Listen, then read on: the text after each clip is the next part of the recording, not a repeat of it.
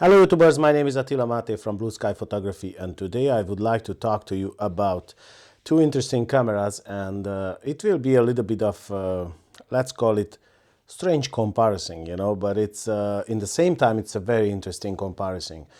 I'm talking about the Panasonic G9 and the FujiFilm X-T2. Now, why I do these comparison videos?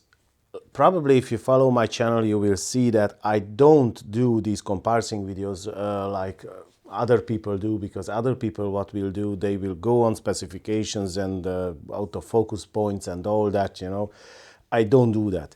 Why I do these comparison videos? Because I like to discuss those things which normally is not discussed on YouTube, but yet in the same time it's very important. Because there are some situations where you would need some things and they are not really discussed, and then you buy the camera and then you just wake up that, oops, I didn't realize this. So I would like to talk about these things, which are not really discussed. Now, let's see the advantages and disadvantages of both systems, because it's obviously every camera has advantages and disadvantages. So first of all, let's take the Panasonic G9. Advantages. It's a 20 megapixel micro four thirds sensors, which is obviously not an advantage but over the X-T2, but that's all about the sensor. It's the same sensor like in the GH5. Now, the first advantage is, in my opinion, high resolution photo mode. Now, I like high resolution photo mode and I like this idea, and when I was purchasing my mirrorless camera, the Fuji X-T20, and when I got into Fuji X system, let's say, because now recently I want to buy the X-T2 as well, so getting a little bit more deeper in Fuji system. But when I was considering, I was also looking at the micro four thirds system, and the only reason I was chimping towards Olympus, it was the high resolution photo mode.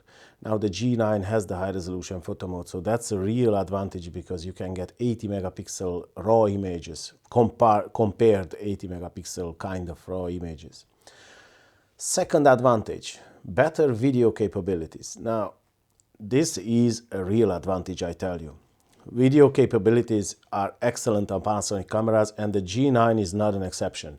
It won't be a professional video camera like the GH5, but in the same time it will have some severe video capabilities. And let's not even talk about the slow motion 240 frames a second and these kind of things. So it will be really, really good. Now, if you want, if you shoot a lot of video and photo as well, the G9 is excellent. If you shoot more photo, a little bit of video, X-T2. But let's go further. So that was the better video capabilities like slow motion and 4K in 60 frames a second, that's great. Bigger lens selection, the third one. Bigger lens selection is again something, why is bigger than Fuji's lens selection? Fuji has a great lens selection, but in the same time, let's not forget that Panasonic can use also Olympus's lenses, and that's why this lens selection is really nice, because you actually have the two brands together. So that doubles up the lens selection. You can choose, price-wise or focal length-wise or aperture-wise or whatever, you can choose either of them. And that's why it's a bigger, massive lens selection. I like that. 6K photo mode. Now, usually I don't give attention to these kind of, let's say, capabilities of the cameras. These are fancy things, like the 6K photo mode, but in the same time I like to shoot raw. That's why I don't really give attention, because this is only in JPEG, obviously. Now, since I use the Fuji, I realized that the JPEG files, they are actually really good on Fuji. Now, I don't know on Panasonic, because my FZ2000, it's not really good in JPEGs, but in the same time, the G9, obviously, that will be the flagship camera, so it will be better probably. But why I look at this 6K photo mode? Because it is 18 megapixel images, 18 megapixel JPEGs. Now, 18 megapixel is really good. It's not 24 or it's not 20, but like this, the raw images will be 20 megapixel, or the full JPEG images will be 20 megapixel.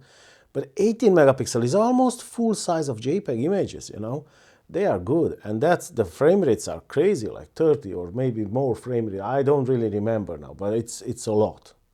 So that's interesting, the 6K photo mode. I like that. Touchscreen articulate, the next advantage. Now, this is a real hassle with Fuji. I don't like this in Fuji, that it doesn't have this flip out screen, you know, it has only the tilty screen. Why the heck they don't introduce that? They maybe they think that it's much more massive or much more, I don't know. I don't have a clue, but they don't do it. I don't know. I would like to have that in Fuji.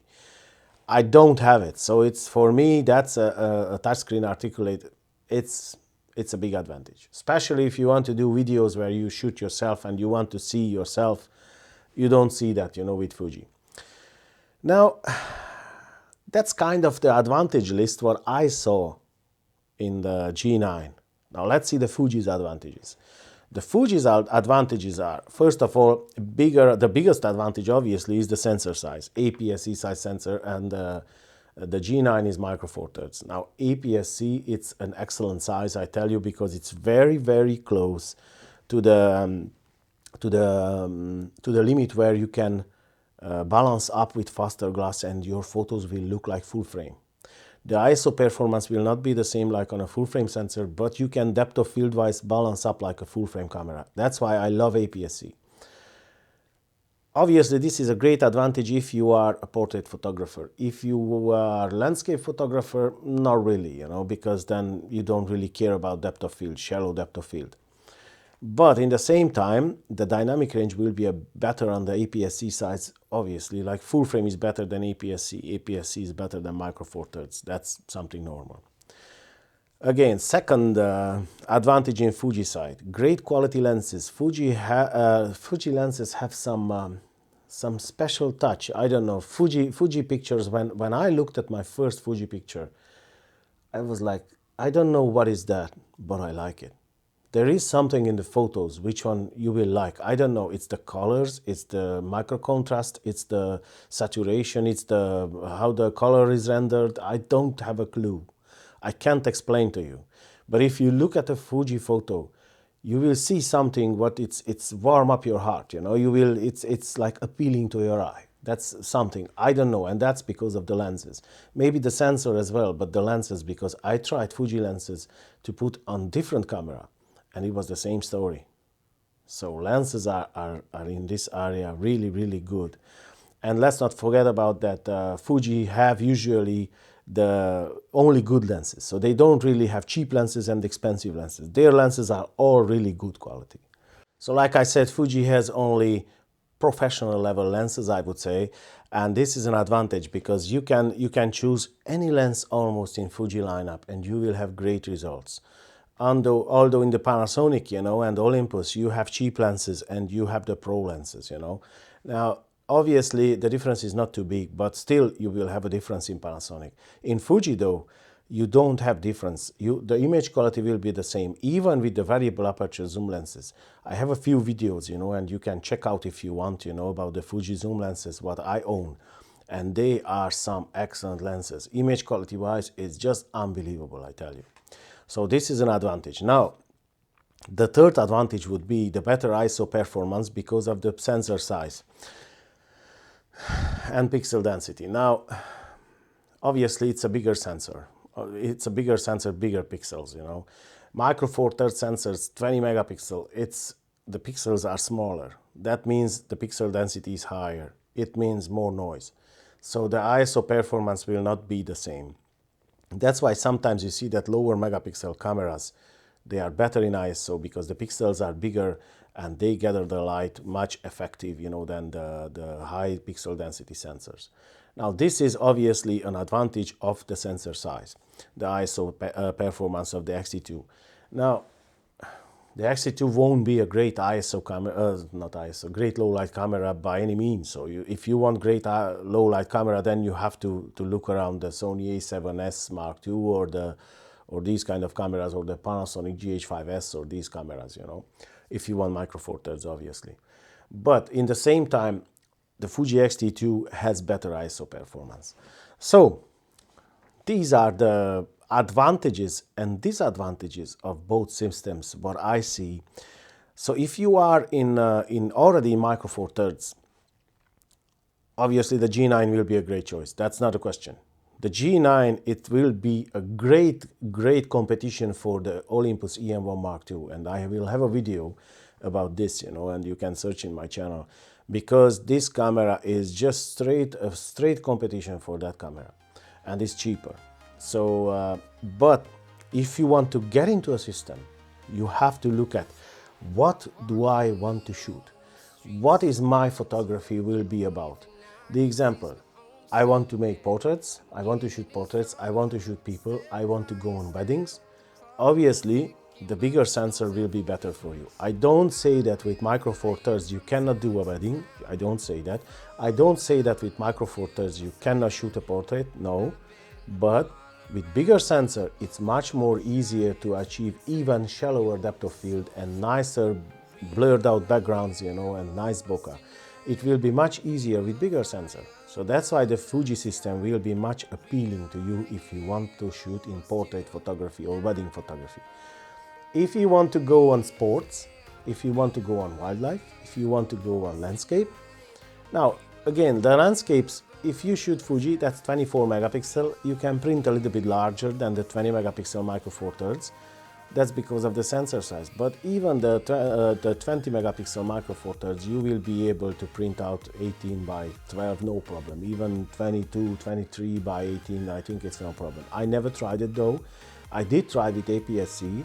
I printed with APS-C a 30 by 24 print inch, and it was just brilliant. It was no problem. Now, you don't print bigger than that, I tell you. So, you have to decide whatever you want to shoot, according to that to choose your camera. Either one you will choose, you will be happy. Both of the cameras, they are excellent. I don't say, that it's, I don't miss the touch screen, the example, on the X-T2. I do miss the touch screen, but I can live without it. That's not a big issue. Especially because I'm coming from DSLR background where I never had touch screen, so I'm not really used with that. But it's a nice add-on, which Fuji X-T2 doesn't have. But the next Fuji camera, the X-T3, which will come out, obviously it will have touchscreen. That's a definite, because the X-T20 has the touchscreen. So that's all what I see. Guys, if you think that I missed something or I left out something, please feel free and leave a comment down below. If you think that I'm wrong, that's okay. Explain it to me. Leave a comment down below. I'm not a perfect person. I'm just a human being, so I can make mistakes. If you like this video, please like and subscribe, and hit the little bell button near the subscribe button to get notified when I upload another video. And please share my videos if you want to support this channel.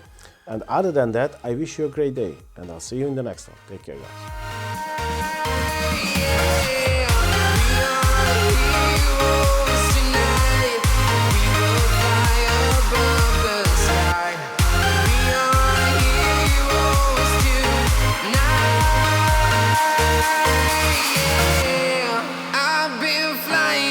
Town to town, from London to Taiwan, I've been all around the globe trying to protect your soul.